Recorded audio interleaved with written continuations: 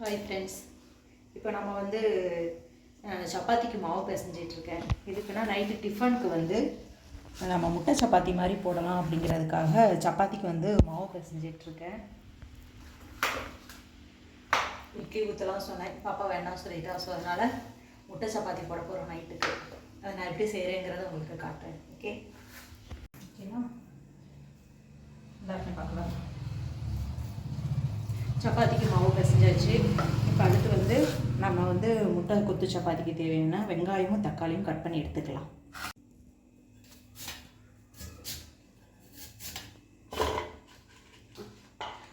பெரிய வெங்காயத்தை வந்து சாப்பரில் போட்டு நான் கட் பண்ணி எடுத்துக்கிறேன்.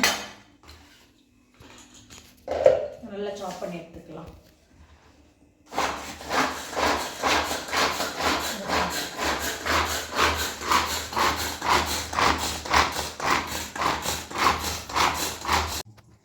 வெங்காயம் வந்து கட் பண்ணி வச்சாச்சு. தக்காளி வந்து மிக்ஸி ஜாரில் வந்து இந்த மாதிரி அடித்து எடுத்து வச்சுருக்கேன். கருவேப்பிலையும் ரெடி பண்ணி வச்சாச்சு. இது ஒரு பக்கமாக எடுத்து வச்சுட்டு சப்பாத்திக்கு வந்து மாவு பிசைஞ்சிருக்கேன் இல்லையா, நம்ம வந்து சப்பாத்தி செய்ய ஆரம்பிச்சிடலாம்.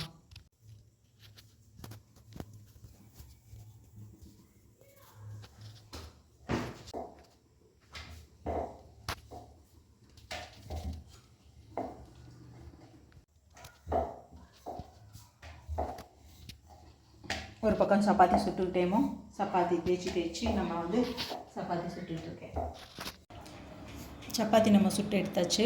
இதை வந்து நம்ம கட் பண்ணியோ இல்லை கையாலையோ வந்து இந்த மாதிரி பிச்சு எடுத்துக்கலாம். இந்த மாதிரி பிச்சு எடுத்துக்கலாம். ரொம்ப சின்னதாகவும் உங்களுக்கு கட் பண்ண முடிஞ்சால் கட் பண்ணி எடுத்துக்கோங்க. அப்படின்னா இந்த மாதிரி கையால் பிச்சு போட்டுக்கோங்க. அப்படி நல்லா நம்ம பரோட்டாலாம் எப்படி எல்லோரும் ஹோட்டலில் வந்து அப்படி நல்லா கொத்தி கொடுப்பாங்க இல்லையா, ஸோ அந்த அளவுக்கு நம்ம ரொம்ப பொடுசாக வந்து பிச்சு எடுத்துக்கலாம். பாருங்கள், சப்பாத்தி வந்து நல்லா இந்த மாதிரி பொடுசாக வந்து நல்லா பிச்சு எடுத்தாச்சு. அதாவது கையை வச்சு நல்லா இந்த மாதிரி எடுத்தாச்சு கட் பண்ணி. இல்லை நீங்கள் கை யூஸ் பண்ணலன்னா கத்தி யூஸ் பண்ணிக்கோங்க. ஓகே, வாங்க அடுத்து எப்படி செய்யலாங்கிறத பார்ப்போம்.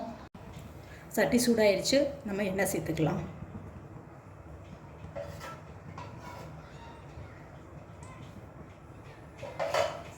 எண்ணெய் சூடாயிடுச்சு. இப்போ இதில் வந்து நம்ம கட் பண்ணி வச்ச பெரிய வெங்காயம் கருவேப்பிலை சேர்த்துக்கலாம்.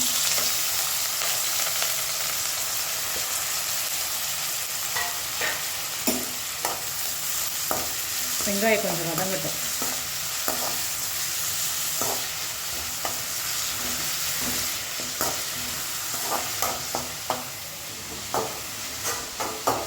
வெங்காயம் வந்து வதங்கட்டும். வெங்காயம் வதங்கவும் நம்ம வந்து தக்காளி வந்து மிக்ஸி ஜாரில் அடிச்சு வச்சுருக்கோம் இல்லையா, ஸோ அதில் வந்து நம்ம சேர்த்துக்கலாம்.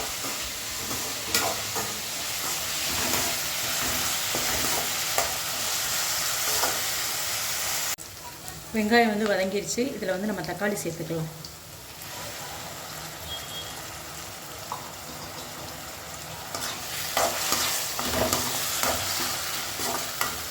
இதிலே வந்து கையோடு கொஞ்சம் உப்பு சேர்த்துக்கலாம். அப்படின்னா தான் வந்து வெங்காயம் தக்காளி சேர்ந்து வந்து வதங்கும். நான் வந்து தூள் உப்பு தான் சேர்த்துக்கிறேன். நம்ம சப்பாத்தியில் ஆல்ரெடி வந்து உப்பு போட்டு தான் பிசைஞ்சு நம்ம சப்பாத்தி சுட்டுருக்கோம். இப்போ இதுக்கு தேவையான அளவு உப்பு தான் நான் இதில் சேர்த்துருக்கேன். வதங்கட்டும். வெங்காயம் தக்காளி வந்து வதங்கியிருக்கு. இதில் வந்து நம்ம அடுத்து மசாலா ஐட்டம் சேர்த்துக்கலாம்.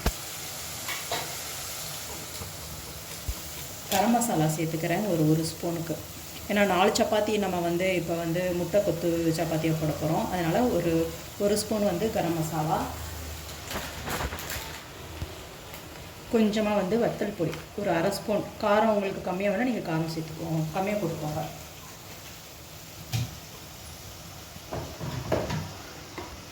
அடுத்து வீட்டில் அரைச்ச வந்து நான்வெஜ் பொடி இருக்குது, ஸோ அதையும் நான் சேர்த்துக்கிறேன் ஒரு ஸ்பூன்.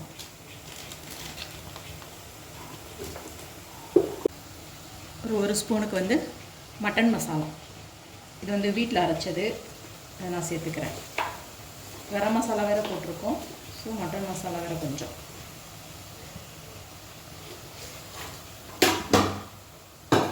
இதை இப்போ நல்லா மிக்ஸ் பண்ணிடலாம். இந்த மசாலா வதங்குறதுக்கு மட்டும் ஒரு 1/4 டம்ளர் தண்ணி சேர்த்து கொஞ்சம் வெந்து வரட்டும். தண்ணி சேர்த்துக்கிறேன்.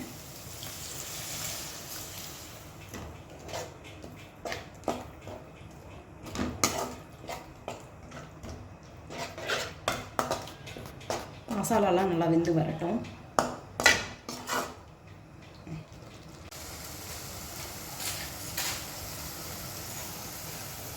இப்போ நம்ம போட்ட மசாலா பாருங்களேன், நல்லா எண்ணெயெல்லாம் மேலே வந்து நல்லா வெந்து வந்துருச்சு. இப்போ இதில் வந்து முட்டையை உடைச்சி சேர்த்துக்கலாம்.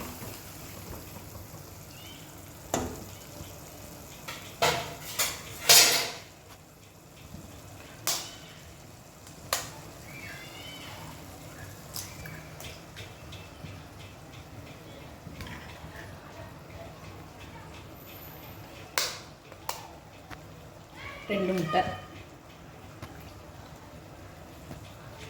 சேர்த்தாச்சு. இது இப்போவே நம்ம நல்லா மிக்ஸ் பண்ணி விட்டுருலாம்.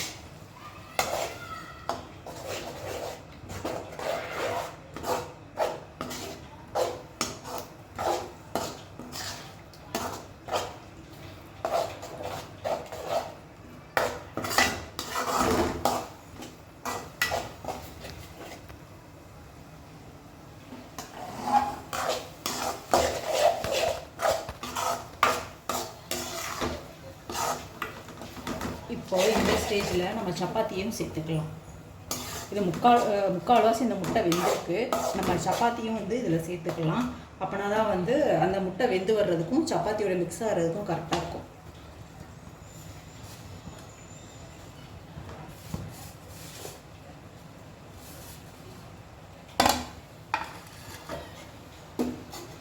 இப்போ நல்லா மிக்ஸ் பண்ணிடலாம்.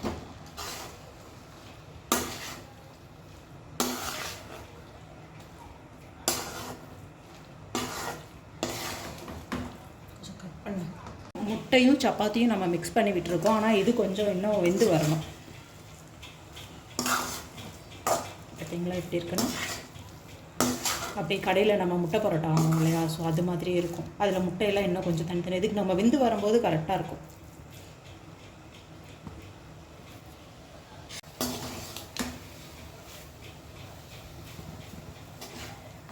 பாருங்கள், ரெடி ஆயிடுச்சு. ஸோ இப்போது முட்டை வந்து நல்லா வெந்து வந்துருச்சு. ஸோ நம்ம இந்த ஸ்டேஜில் எடுத்து வச்சு சாப்பிட்ருவோம். நம்ம வந்து சப்பாத்தி வந்து கொஞ்சம் பெருசு பெருசாக தான் பிச்சு போட்டிருந்தோம். ஸோ அதனால் கட்டி கட்டியாக இருக்குது. இது நம்ம வந்து எடுத்து சாப்பிடும்போது நல்லாயிருக்கும். கொஞ்சம் ரொம்ப ட்ரையாக இல்லாமல் இப்படியும் எடுத்து சாப்பிட்ற பதத்தில் நல்லாயிருக்கு. ஸோ நீங்களும் செஞ்சு பாருங்கள்.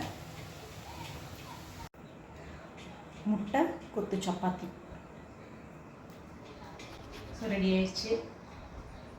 நீங்களும் செஞ்சு பாருங்கள், ரொம்ப டேஸ்ட்டாக இருக்கும். நம்மளுக்கு சப்பாத்தி வந்து நைட்டு சுட்டு காலையில் மிச்சம் விழுந்துருச்சு, நைட்டு மிச்சம் ஆயிடுச்சு, அதை காலையில் என்ன பண்ணணும்னு தெரியல அப்படின்னா நம்ம சூடு பண்ணி சாப்பிட்ற மாதிரி இருக்கும்ல, அதுக்கு பதிலாக இந்த மாதிரி நீங்கள் செஞ்சு சாப்பிட்டீங்க அப்படின்னா பசங்க வந்து இது பரோட்டா நினச்சி நல்லா சாப்பிட்ருவாங்க. ஸோ நீங்களும் ட்ரை பண்ணி பாருங்கள். தேங்க்யூ, பாய்.